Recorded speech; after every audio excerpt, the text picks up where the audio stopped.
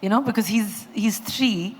It's my guilt. It's like I need to be there for my joy to see what he does, because I don't know if he'll remember it. So I have to, you have to talk to yourself, convince yourself, say that it's okay.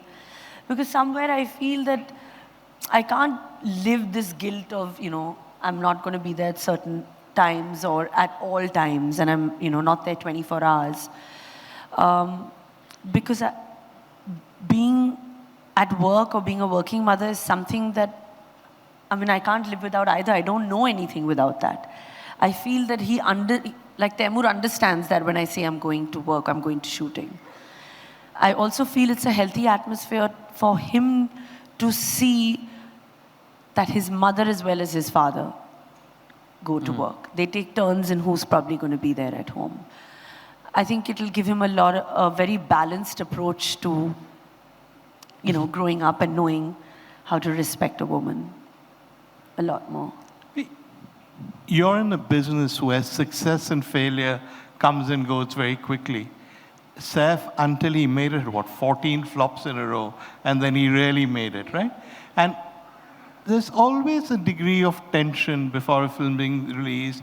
3 flops in a row, 2 hits, you wonder how long it'll last. How do you, in a home situation, insulate your kids from the uncertainties that a star's life inevitably has? It's an interesting question, Veer, because it's so tough to not be caught up in this world of this. It's like a vicious, never-ending circle, na? Right. Ki success, failure, failure hota hai, to then you're like, nahin, now I have to do something where I want to be successful. When you're successful, it's never enough. You want to constantly keep chasing it.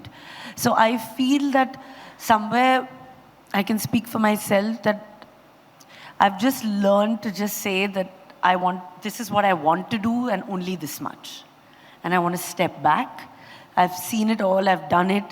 But now I have to find success, happiness, and some sort of comfort in other things apart from just chasing this box office, this nexus that just sucks you in.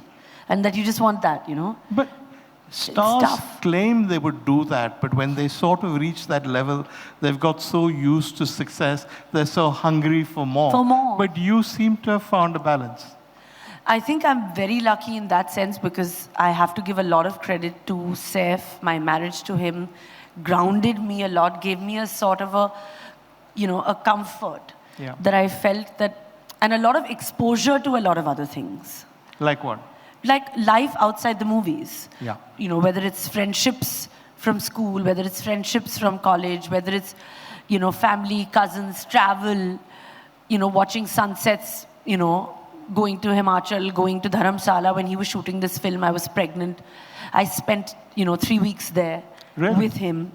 And I had just exploring, just being there, not being in front of the camera, but just being, walking around, going to the market, just enjoying your time not being an actor. I think he exposed me to that, which I started enjoying. And once you start that, I think you find that balance. It's difficult though, isn't it? It's difficult, but you make a conscious effort to also engage with people outside the film fraternity. I think that also makes it a lot easier, because you start having fun. That's always been true of both your families in a sense, no?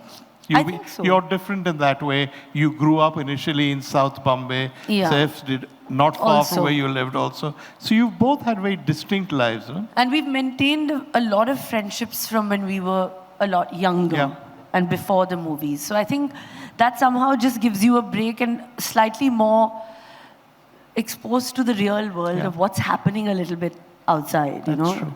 So Which it's is nice so important. to, Chetan? I have a film industry kind of question, because you're kind of like an expert. There is today, we are in what is often described as the attention economy, or there's a war for attention. There was a time, like, people used to get bored, and then wait for movies, they're coming, and we would wait for weeks. I remember for Kabhi Khushi Kabhi Gum, I was in Hong Kong working in a bank, and literally I bought tickets 1 month in advance, and we made a plan with 25 friends. And Today, I'm not able to keep up with all the movies, all the OTT shows, and then there is Instagram Reels, and then there is TikTok. They stopped. Otherwise, I would have left over like TikTok also. And there's YouTube. And it's endless. Yeah, it's endless entertainment. And in the middle of all this, there is theatrical cinema still there. Do you think fundamentally something's changed for the movie business? But then you have something like a Jawan, you'll have something like and they come and break records like nothing else. And then a lot of movies are not even like making any initial. What's happening? And how are you seeing it? And how do you see OTT versus films? I think the switch happened. I think COVID changed a lot. You know, people being in their homes for 2 years kind of left people consuming a lot from the digital and the OTT space, because there was obviously no cinemas for like a year and a half. People, entertainment, I feel in India, maximum entertainment is, you know, films and cricket. You want to watch that. You want to go out. People really, really go out to do that. So the 2 years of COVID kind of taught us to consume a lot of other stuff, you know, like you said, OTT platforms, you know, people were watching, you know, whatever was available, whatever. So maybe the audience's mindset changed for a bit. Also, their exposure to the OTT platform and the kind of films that were coming out was very different because, you know, it's a different platform. You're allowed to show a lot more. There's a lot of different kind of storytelling. But I think eventually, I think the heart of where we all lie is, you know, कि family के साथ theater में जाके film देखनी है. That spirit started coming back slowly with the big ticket films, you know, like Pathan and Jawan. And now slowly, I think even the smaller films are doing 80, 90 crores, you know, like a Dream Girl.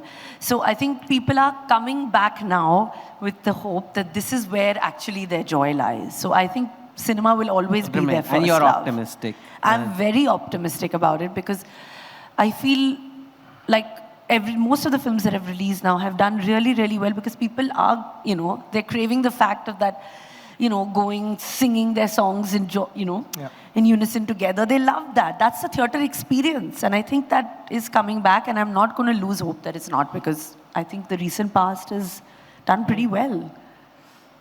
You have to do your fitness routine. You have to do your diet. You have to raise your kids.